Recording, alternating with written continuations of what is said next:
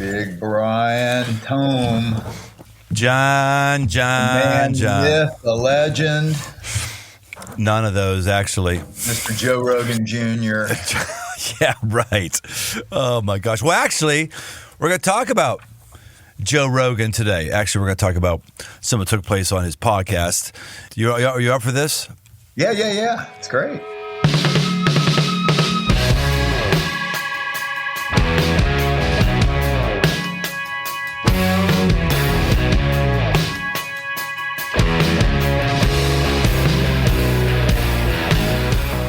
If you know anything about John Burke or me, you know that we're friends. John has been on 3 of the Aggressive Life episodes. He is the most listened to person by far on our podcast of all of our episodes. Not because at all of his total listens, on the 3 podcasts, but just because the subject matter is so fascinating, and that subject matter is near-death experience. What happens when you die and are resuscitated? The heavenly visions people see, the light, the love that many of them feel, and for others who we've interacted with, the sense of a hellish experience. We're not going to go back into all of those things. It's unbelievable. Listen, I'm telling you, if you haven't heard John before in the Aggressive Life, go way back and listen to episode 1. I've sent that to anybody who dies, anybody who knows somebody who dies. When they die, I don't send them that podcast. But when someone has someone close to them who dies and they're grieving, I always send that podcast. They say, oh, gosh, thank you so much. It's not just for dying people, though. It's just for all of us who may have a very successful life, and yet we get sidetracked and forget that there is a massive play of eternity ahead of us. It's mesmerizing, incredible, faith-lifting, or maybe, for you, faith-finding content. So I'm going to assume that you've listened to some of those to get the most out of this. Just stop this. This recording will be here for you, this episode.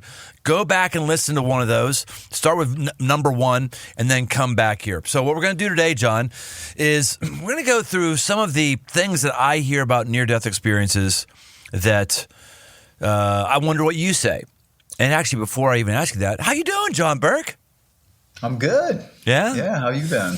I'm very good. I am feeling very energized these days. I don't know what it is, but I feel really good. I don't know if it's because I had Kyle go into the lead pastor role in my day job, Crossroads, while I retained the senior pastor role. I don't know if it's that. I don't know if it's... Yeah, I'm sure it is. That's probably what it is. That's probably why I feel it's going to... So, well, I'm glad. I'm excited for you, man. That's you've run a great run, in that, and you didn't do anything stupid. Well, I'm not done yet, John. Gosh, I haven't retired yet. In fact, I didn't even quit the pastor gig like you did. I know. You're a freaking quitter. You just quit. But I didn't quit.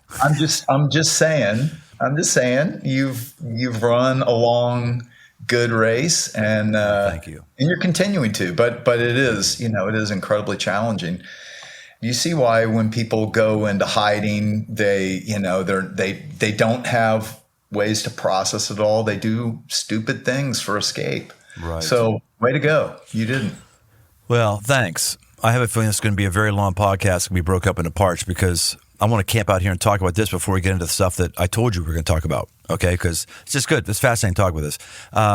Someone told me some time ago, I heard some teacher somewhere say, and I researched it, and I can't find anything to disagree with it, that when King David in the Bible, when he had his famous adulterous affair with Bathsheba, the same King David who killed Goliath, a wonderful start, and then he had a really, really tough end, and his end started when he had an adulterous affair, that he was 60 when he had that affair. Interesting. I don't know. Well, when you piece it together, it actually makes sense that he was older like that. And the peers of yours and mine who have tapped out, DQ'd. I don't want to go through the most recent round of people that we know. They're older, and there almost is something where, hey man, get out while you're on top. Well, yeah, or don't play Superman, and like you're doing, give yourself some margin. Part of it is recognizing humanity, right? Our humanity we have limits. And when we don't pay attention to those limits and you run at red line, and I don't care if you're a pastor or CEO or just whatever job you're working in, you run redlining for a long, long time. And usually you're doing that because there are tapes playing inside that say you must, you have to, you should. It could even be what you're thinking is the voice of God. And in fact, Jesus said, "Come to me, all you who are burdened and weary, and I'll give you rest. Come learn from me, because I'm not a taskmaster. I'm gentle and I'm humble at heart, and you'll find rest for your souls." And I think when we don't pay attention to that, then we end up doing stupid things for escape, and I think there are way too many, not just in ministry and all kinds of walks of life, yeah. right? Yeah, I think you're right. It could be an unsustainable life, and maybe somebody doesn't have the healthy rhythms, the healthy friendships, the healthy perspectives, attitudes, but maybe they can just white knuckle it and not do something really stupid morally for a while. But eventually, I can't handle it anymore. They do something acts out. So I say all that to go. It's really cool that you finished the pastoral race in a very, very strong way, and now you've got another run that's in front of you. It's you manage your life well, and not just manage, but you make aggressive moves, which you've done, John. You've made aggressive moves, and it sets you up to have an only in class voice. It sets you up to do something that nobody else is able to do, and which I think is what God is doing with all of us. Yes, He is. Yes, and it doesn't look the same, but right. the impact will one day be seen as the same, because you don't always see what God's doing under the surface, through people. Right. Well, God wants to do that through all people, but very, very few people are participating in that process with Him and being diligent in how they lead their lives.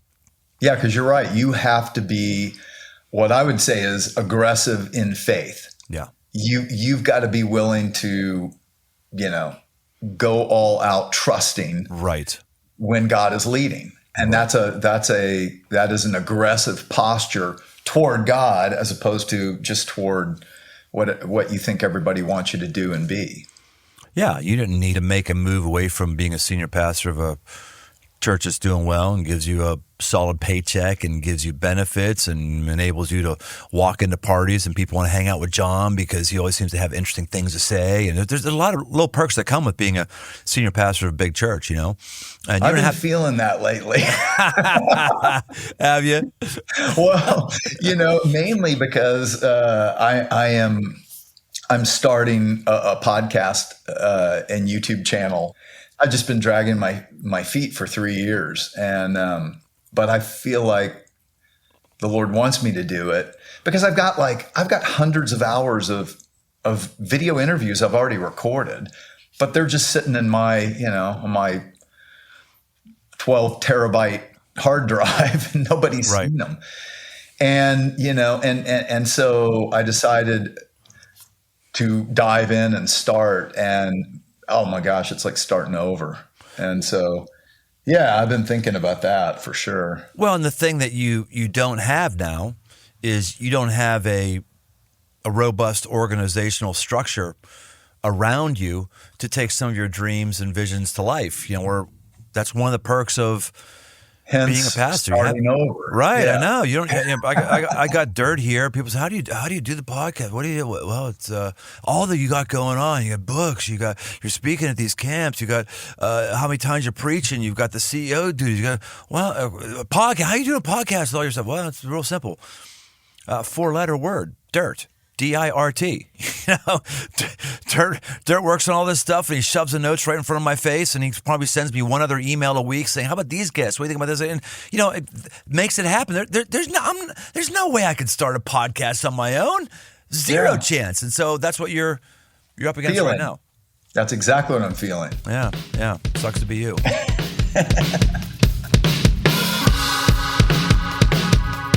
here, everybody. Aside from two good friends catching up and talking shop, the reason John and I want to spend the rest of our time today, which now I'm looking, Dirt, they got me wedged with a meeting coming up after this that I'm going to miss that or he's pushed back or Okay, great. I don't know. I'll let them know. Maybe you want to just text JPS, see what we're going to do here. Let's get into it. We're riffing. Yeah, we are, and I want to do that. It's part of, hey, as I say all the time, it's my podcast, and I'll do what I want to. It's my podcast, and I'll do what I want to. Do what I want to. Do what I want to. You would do it too if you had your own podcast. Yeah, it's all about me. But anyway, one of the podcasts that I listen to regularly, I wouldn't say regularly, is the Joe Rogan podcast. So I say regularly just because I don't really get excited about hearing comedians and him talk about getting high and stuff like that. It's fine for them to do that, but it doesn't kind of inspire me. But I really admire the man for having a level of curiosity that I think is very, very rare in America. I actually have great respect for a man who will say things not to upset people or to be a contrarian, just saying things that he personally believes, and right when you want to pigeonhole him on one side of the political spectrum, he'll say something else on the other side. It's not to balance anything out. He's just a curious person who you can't put in a box. And I find him pretty interesting, and I find that he has some really interesting guests. One of the ones that I heard, and I said, okay, I got to get John to talk about this, was Sebastian Junger, who has written some books, Restrepo, is one of the books, a lot of manhood books, looking at people who are dealing with coming back, dealing with PTSD or men in their wartime situation, how they've acclimated back to life. He's a really wise guy. So I thought, hey man, gosh, Junger and Rogan on the same podcast would be fascinating. And Sebastian Junger had a near-death experience. So as I listened to it, because I have been a student of yours and I've picked up some other things along the way, I kind of understood how to frame these things. It wasn't a shock to my faith. It wasn't like a challenge to me at all. But it was just an interesting thing. I thought there's a lot of people who hear things about near-death experiences or hear other people's perspectives that maybe shouldn't be taken as gospel truth, or at least not the interpretation of their experience as gospel truth. So I thought we would do this. So I was going to play all the clips that was in this one with Joe Rogan, and we couldn't get approval. So I'm going to read you quotes that came from this podcast and get your reaction. Are you ready for that? Yep. Let's do it. All right, here we go. This is Sebastian Junger, and he says, and in case you don't know this, he has a near-death experience, the macro narrative. He has a near-death experience. He sees his father. He has a number of strange things that are happening, and he has a different interpretation for what took place. So I'll just read what he says, what he said, and then your thoughts. He says, I sense below me this black pit open, like this infinite black void, and I was getting pulled into it, like all the darkness was contained in this hole, and I had the instincts of a wounded animal that if I go into the pit, I'm not coming out again. And I started to panic because I felt myself getting drawn in. And then my father, my dead father, appeared. He'd been dead 8 years. I love him, but I was not happy to see him. And he communicated to me, not with words, but basically the idea was, you don't have to fight it. You can come with me. I'll take care of you. It's okay. Don't be scared. I'll take care of you. And I was horrified. I was offended. I was like, you're dead. Why would I want to go with you? You're dead. You're the opposite of what I am. What do you think was happening with him? Yeah. Pretty. I heard that because I agree with you. I listened to some of the Joe Rogan stuff. He's got some fascinating guests. He does. Like only in class, really. I'll just give Joe Rogan props here. Like, talk about across the country. If you can get past some of the things that might offend you or whatever, understand the guy is only in class, only in category. He's having 2.5 hour, 3 hour deep conversations with a lot of people who aren't getting they're not giving sound bites. You actually can dig into things, and he's curious. He's really the only one that's out there doing. He's first and only in class. So go ahead. Personally, I think I think God is like going, "Hey, Joe, I'm here," because he gets surprised by all these guests Right. who talk about, either they had a near-death experience, they met God, they're believers, or like this one. So when I heard Sebastian describing this in context, because I watched that episode, I was kind of like, oh my gosh, like this is the beginning of a classic hellish near-death Right. experience. I mean, it's very common. Right. I've had people tell me, as they were dying, it felt like like their soul just fell through the bed, through the floor, and just starts dropping into this outer darkness, darker than dark, they would say, and a growing sense of hopelessness. Like, if I go here, I'm never getting out. Well, that's what he said, all those same things. And he was dying. And, let's give you had 2,000 interviews of this. I mean, you are the world authority on this. Nobody has talked with more people and consolidated data. Just for listeners, if you haven't listened to previously, you're the guy. Probably closer to 1,500, but 1,500, yeah. Okay. Yeah. But I've studied it intensely for over 35 years, and my whole thing is to look at not just what one person says, and we ought to get into that because I'm still skeptical of what any one person says. But when you see the commonalities of what they say, when 3, 4, 5, 10, 15, hundreds of people are saying the same basic thing, then you're like, okay, what do you do with that? And, I'm trying to show how it aligns with what Scripture's been telling us about heaven, about hell, about the afterlife, and about God. And that's what I've been writing on. But I think this is, the spooky, weird part to me is his father showing up. But I have another, another guy that I interviewed, Dr. Rajiv Parthi, chief anesthesiologist at the Bakersfield Heart Hospital. And he was raised in India in Hinduism. He had gone down a road of just like he didn't care about his patients. I mean, what he said is, I'd become an addict to prescription drugs, an alcoholic, a materialist, abusive toward my son verbally, and his father was abusive toward him. So he didn't believe in near-death experiences at all. He had seen many people come back as a chief anesthesiologist talking about these things, and he would just give them a shot of antipsychotic drug. That's what he thought it was. And then he had one in the UCLA Medical Center. And it starts in a similar way in this hellish place. And it's far worse than what Sebastian talked about. And his father appears as he's crying out to God for forgiveness because he realizes it. And his father appears as well.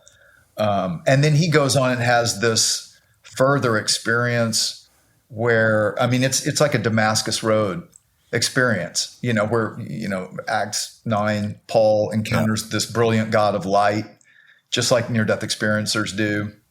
Who are you, Lord? He says, I'm Jesus. Well, he has this experience with this brilliant God of light, asks the same question, who are you, Lord? And Jesus steps out of the light. And so, Rajiv then comes to believe in Jesus. Now, Sebastian, his near-death experience is pretty shallow, quite honestly. But his father, they're saying to him, hey, come with me, I'll take care of you. And he feels like this is not good, this is not right. That could be several things because I think, from interviewing so many who've had hellish experiences, there's deception on the other side. Yes. And I think whoever this was, it might be his father, but it might also be A demon. A demon taking on the likeness of his father. And that can happen. I've seen it. I've heard stories of it. And so that's pretty like, wow, okay. And he even said, this was not like a dream. This was not like a hallucination. Right. He said this was something else, very vivid, very real. So we probably should just say here, if we're implying that he likely was on his way to hell, that sounds really horrible unless you understand a little bit about the Christian worldview that believes that Jesus teaches that everybody by nature is going to hell. Hell's a normal thing. And I'm not better than you if I happen to go to heaven and you're not, at least at this point. I'm not like some intrinsically better person who's smarter than you. I've just encountered the grace of God in a way that you haven't for whatever reason.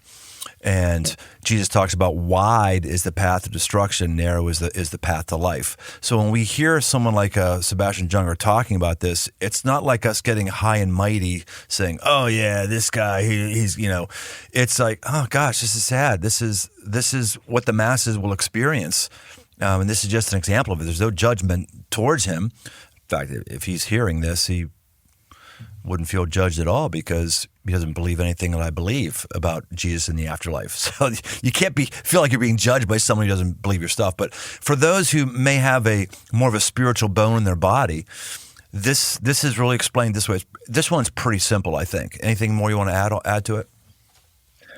Well, yeah, it's it's very common. My friend Paul Ojeda, who is a pastor today, but he had a cocaine overdose. And he said suddenly he was not high. He was more than sober and falling in this outer blackness. And Karina Martinez, who is from Colombia, who I interviewed, when she dies, she's up above her husband's head and she realizes, oh my gosh, I'm dead. And she said, suddenly I realized all this is real. The afterlife is real. God is real. And she starts saying the Our Father. It was the only prayer she knew, from growing up Catholic. But she said, but I meant it, forgive me, my sins, and she knew all that. And she is headed into this darkness, head down, going down. Paul was just dropping like this. And they commonly say that there is a sense of hopelessness. Now, here's the thing, though, Brian, that I think is important, as an addendum to what you just said, is that I have very much heard that from these people that God's desire is that nobody goes there and nobody has to go there. Jesus talked about it. He talked about hell a lot. He talked about it as an outer darkness. Talked about it more than he talked about heaven. Yeah, weeping and gnashing of teeth. And the reason is because he doesn't want anybody to go there. Now, the thing I think that, I love C.S. Lewis. I love what he says, and I've heard near-death experiencers confirm what he said, which is that the gates of hell are locked from the inside. In other words, hell is not God sending someone there because, you flipped your nose up at me or you did this wrong and that wrong and that wrong. That's commonly the view people have. I think a better way to think about it is that God created us for a relationship with God. Like, that's why he created you, for a relationship, a love relationship. And love can't be bought. It can't be coerced, can't be forced. It has to be freely chosen.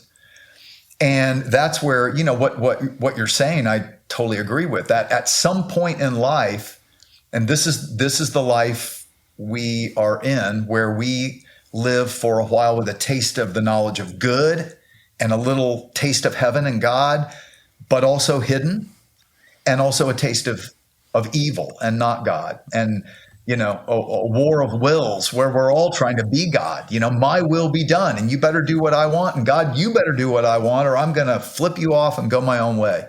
Well, so hell is the place where God, I think, finally, in great sadness, says, I've tried everything to draw you, to woo you, and you resist me. Your will be done. Yeah, and Sebastian Junger is very outspoken and actually pretty prideful that he's resisted God or the idea of God. Well, So it's really he doesn't want God. He doesn't want God. So why would he? You could argue God would be doing Sebastian Junger a disservice by giving him heaven when he doesn't want God. Well, I've often thought about that. Like, okay, so Earth is a place where God's will is not fully done. I mean, that's what Jesus taught us to pray. Your will be done on earth as it is in heaven, because it's not on earth, right? Not without willing creatures saying, okay, Lord, let me do your will. What would heaven be like if you have a bunch of people there who don't want God's will done? I want my will done. I still want to play God. Well, it wouldn't work. Right? Yeah. I mean, if Hitler wants to still determine, who lives, who dies, I want to play God. Does God chain him up in heaven? Yeah. Does he stop his will? Well, that's not freedom. That's not right. That's not love. So hell is the place where the light and the life and the love of God stays out. Yeah. Well, he puts his own relationship with God or non-relationship with God, I'll use his words himself. He says, so for me, believing in God is an active thing. And really, it's not that you found God, it's that God found you. And it's like when you fall in love, you can't choose to fall in love, right? I can't just decide to love God. That's not a feeling that you can summon and dictate to yourself. So I am an atheist because I don't make God a part of my daily practice. It's not part of my life, and I can't just choose to make it be. I could fake it, and I could go to church every Sunday, but I respect religion in its best form too much to friggin' fake it, right? For me, there's no evidence that there's a God. I mean, there's belief, and he goes on here, and yeah. So he said, no, I'm not on the God page.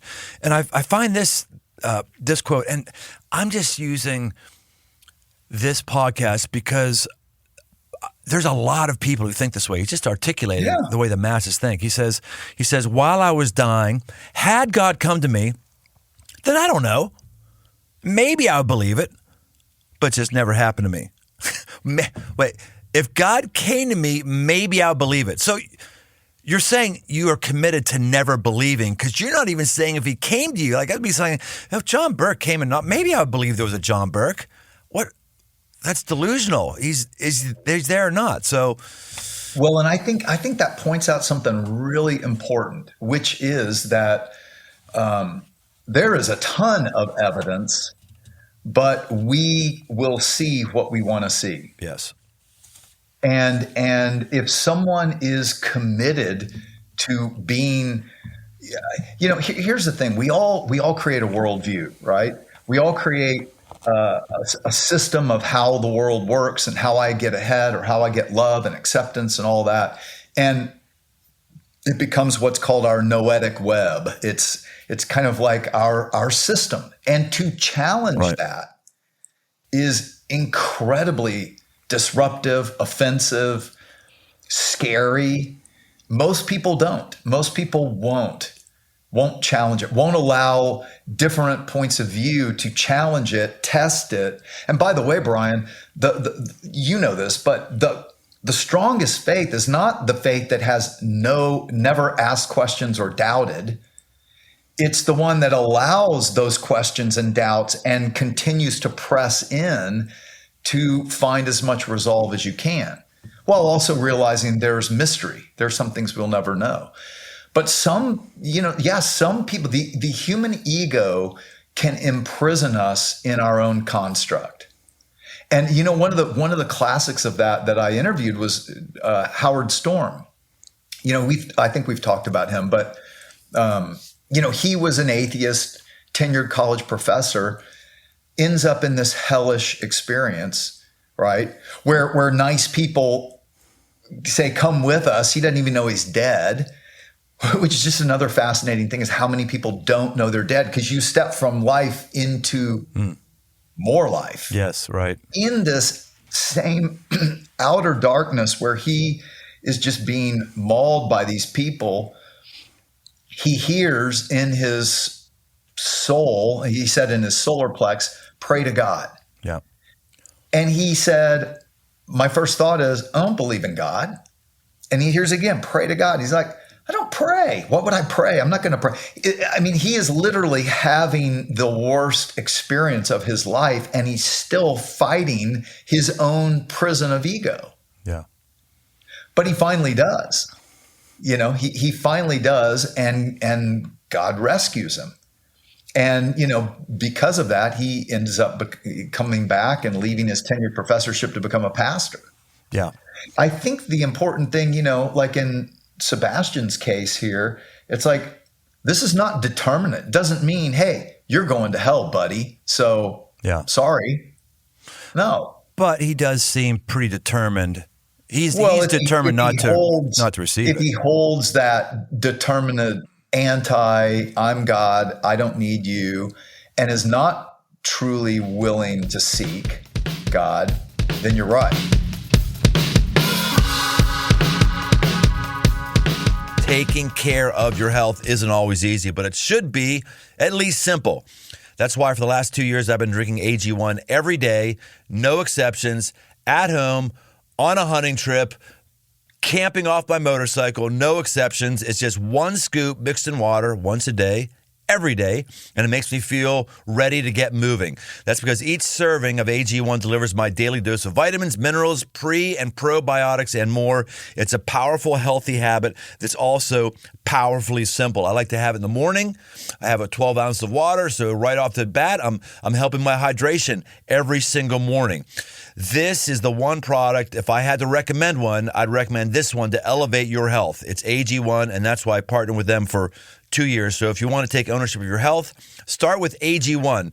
Try AG1 and get a free 1-year supply of vitamin D3 plus K2 and 5 free AG1 travel packs with your first purchase.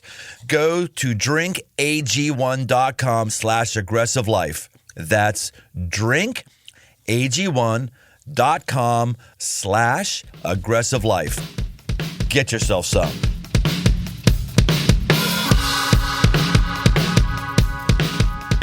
I'll play Sebastian Junger. With your worldview, with your experiences, with your research, what would you say to him? He says this. He says, I'm reading the NDE stuff, near-death experience stuff, and the scaredy cat in me finds it pretty convincing. Maybe there is an afterlife. How pleasant to think there's nothing to be scared of. And then I read afterwards the rationalists who call it, quote, nonsense. They say, we could explain all this. It's all neurochemistry. Like there's no freaking afterlife.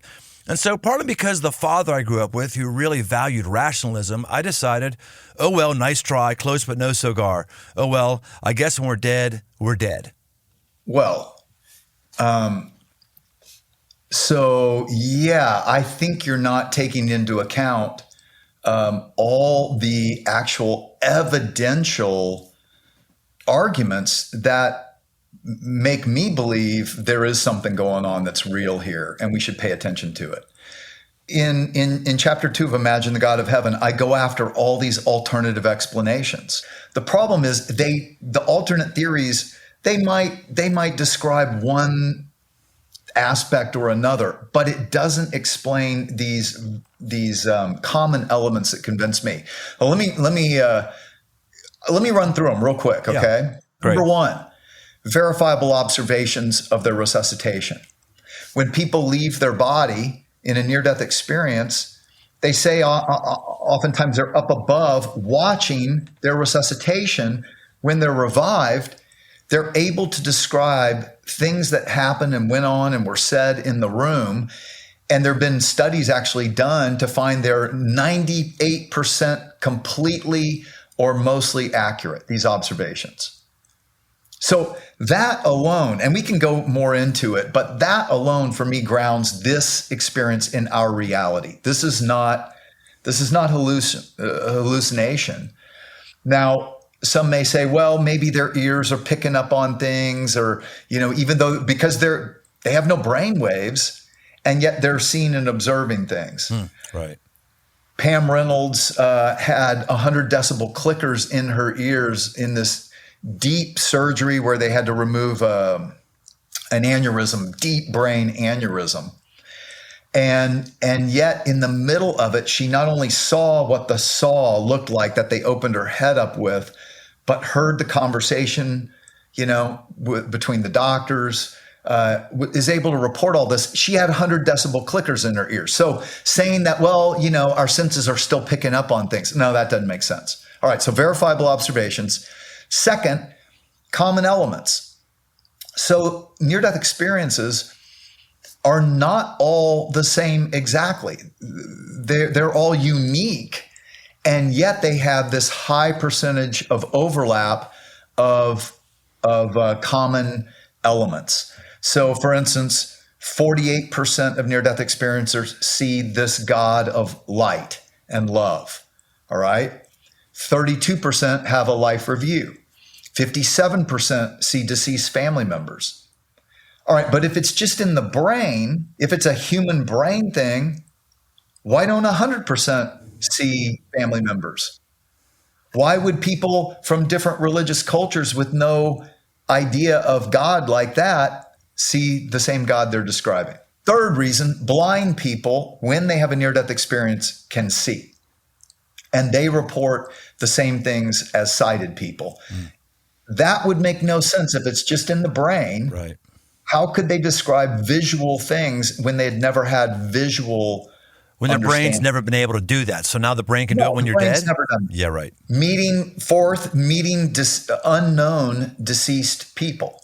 So like this one woman I report on in Imagine the God of Heaven, she said on the other side, she sees this man there who didn't talk to her, but was just smiling at her very warmly. 10 years later, on her deathbed, her mom confesses to an extramarital affair and shows her a picture of her biological father. And she's like, oh my gosh, that's the man who was smiling at me in my near-death experience. Children who have a near-death experience meeting miscarried brothers and sisters that their parents had not even told them they'd had a miscarriage, freaks the parents out. So that's 4. 5 is, God.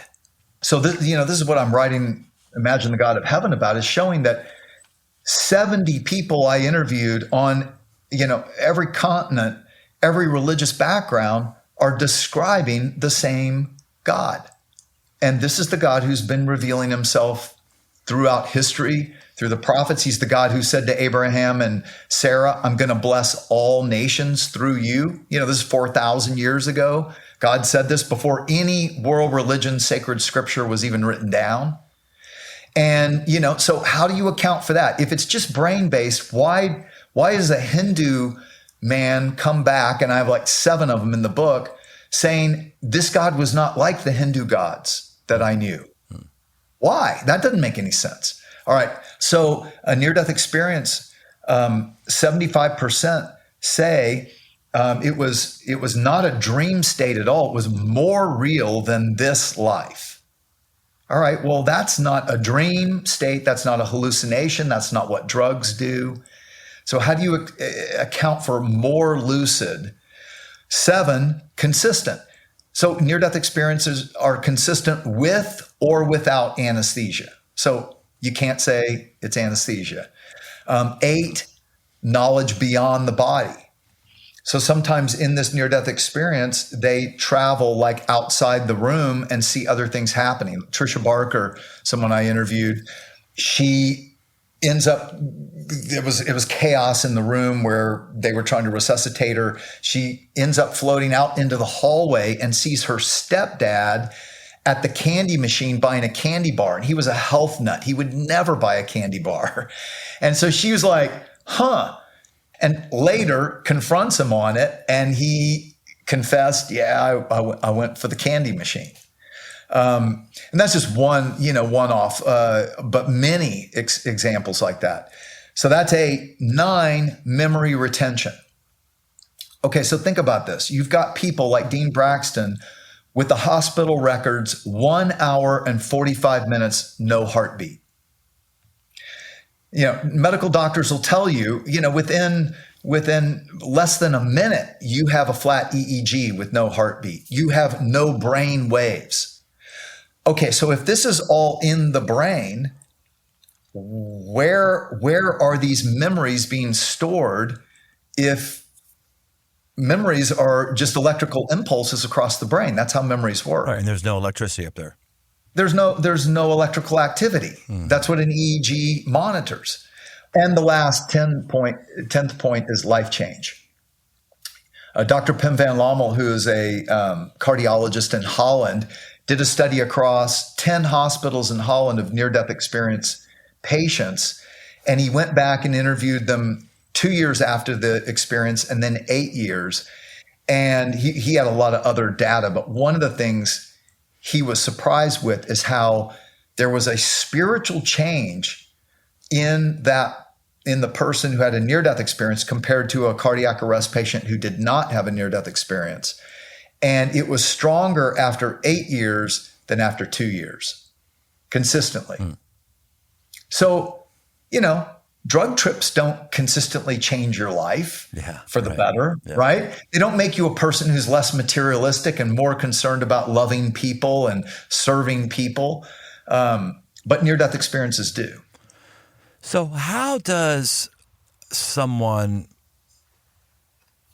who may be on the pit of hell, on the precipice of hell, and he comes out of it, what is it? Is it some people can will themselves to life, the perfect fantasy of humanism? It's all about me and my effort. Is it God said, I'm going to give you another shot here? Is it he was there going there, but his body and medicine just brought him back? Or what are we going to make of this? Yeah. I don't fully know the answer to that, but I will tell you a couple things that are fascinating that kind of started to change my view. Is that I think there is a certain amount of will to live that can influence. Now, I think when it's our time, and you're not gonna, like God says, he knows the day is appointed, right? But I'm surprised with a lot of these near-death experiencers, for instance, in Jesus' presence, sometimes he says, you got to go back. You haven't accomplished what you're supposed to accomplish. In other cases, he says, do you want to go back or do you want to come on with us to heaven? Yeah. And so there's a freedom in that, which shocks some near-death experience and kind of shocked me too. I was like, really never really thought about that. But maybe there is at a certain point, you have learned the things and accomplished the things and done the things. Can you do more? Is there more good? Yeah. And so maybe the Lord's like, I'll leave it up to you.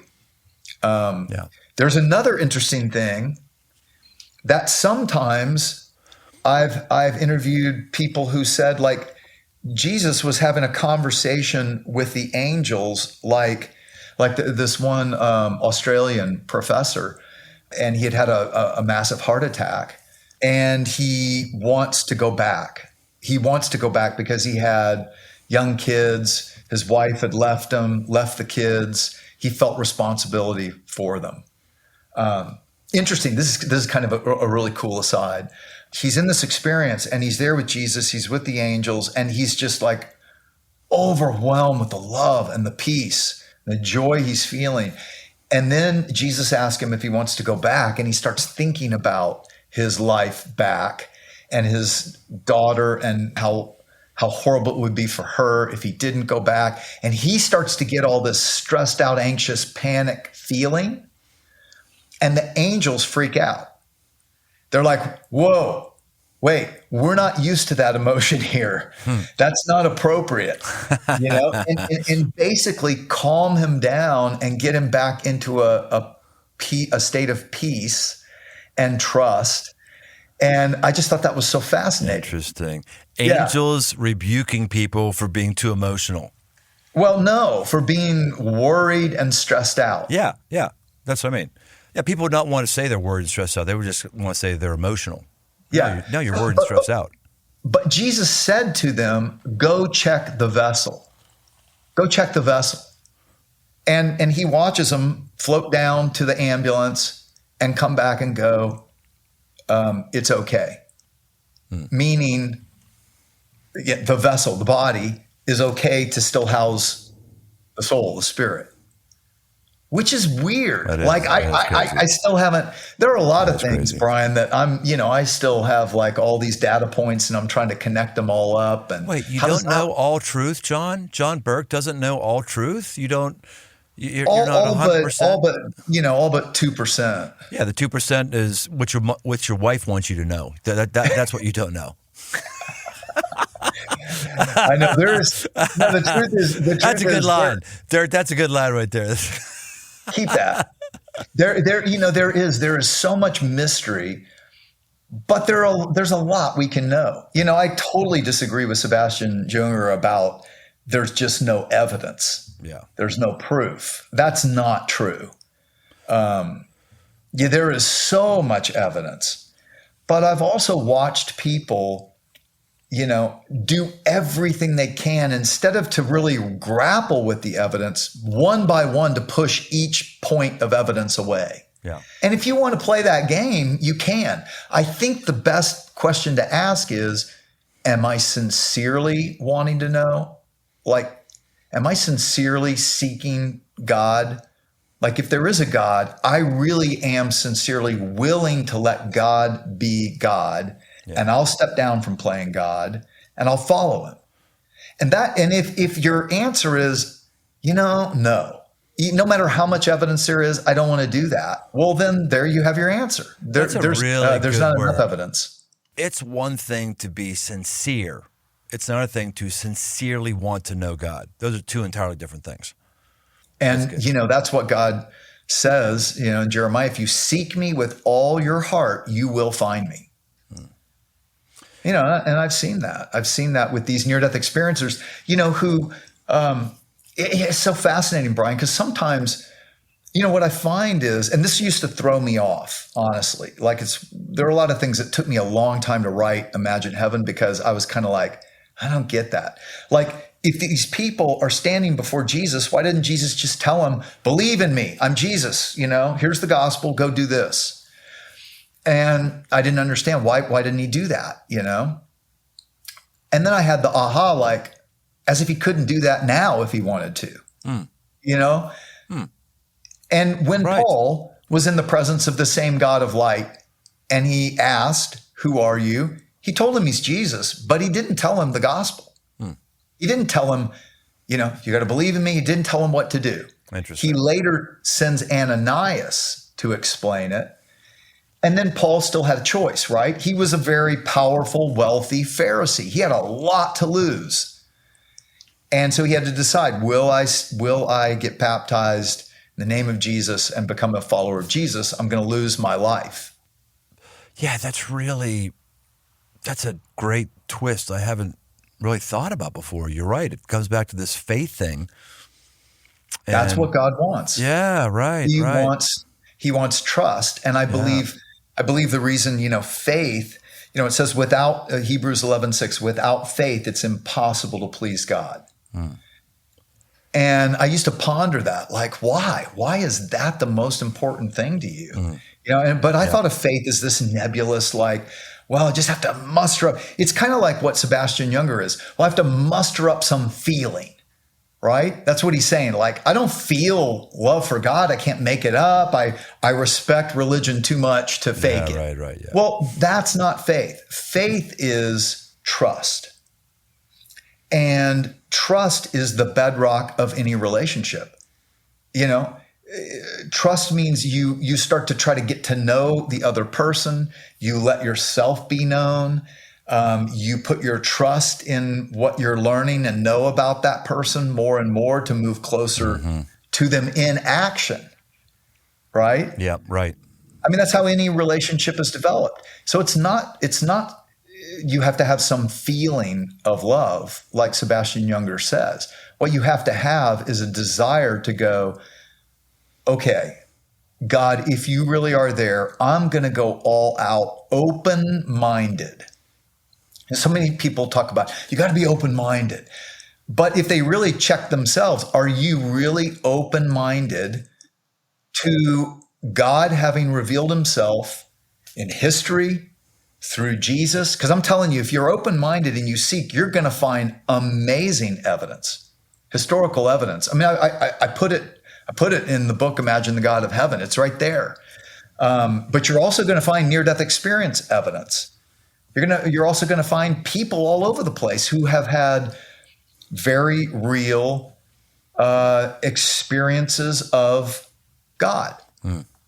Not always as we want to say, well, if you're real God, then I want to hear an audible voice and tell me to do that. And he doesn't really respond to that. Right. He responds to a true, open, seeking heart. John, what's the best one-stop shop for somebody to follow up with you or get all of your materials, your thoughts, all that stuff? Probably imagineheaven.net. And I'm going to be launching a podcast, hopefully, few months from now. It'll all be out there, but books are out there too, and how to email us if you want. Imagineheaven.net. So what do I got to do to get on your podcast? Do I got to die? Is that how I get on your podcast? I have to die? Like you're not just going to have your old buddy, Brian? No, that's not good. I have to die. That's not good enough, Brian. I have to die, and I've got to come back to life. Great. Exactly. Geesh. See, I don't put these restrictions on you, John. You're a friend. I have you on. You get to pump your books, do all that stuff. I don't do that with you. But no, I got to die in order to come pump my product with you. That's real Christian of you, John. Bar. Hey, John, thanks for coming on The Aggressive Life again. Everybody, this is really good. I don't know what you want to do coming out of this. We say all the time this is not the Interesting Thoughts podcast, but there is a lot of interesting thoughts here. And if you get your mind on eternity and the God who loves you, your life is going to change. You're going to go someplace, and you're going to be facilitated to take aggressive moves. So check out imagineheaven.net, and we'll see you next time on The Aggressive Life. Thanks, man. Thanks for joining us on this journey toward aggressive living. Find more resources, articles, past episodes, and live events over at briantome.com. My new books, repackaged edition of The 5 Marks of a Man and a brand new 5 Marks of a Man tactical guide are open right now on Amazon. If you haven't yet, leave this podcast a rating and review. It really helps get the show in front of new listeners. And if you want to connect, find me on Instagram at Brian Tome. The Aggressive Life is a production of Crossroads Church, Cincinnati, Ohio.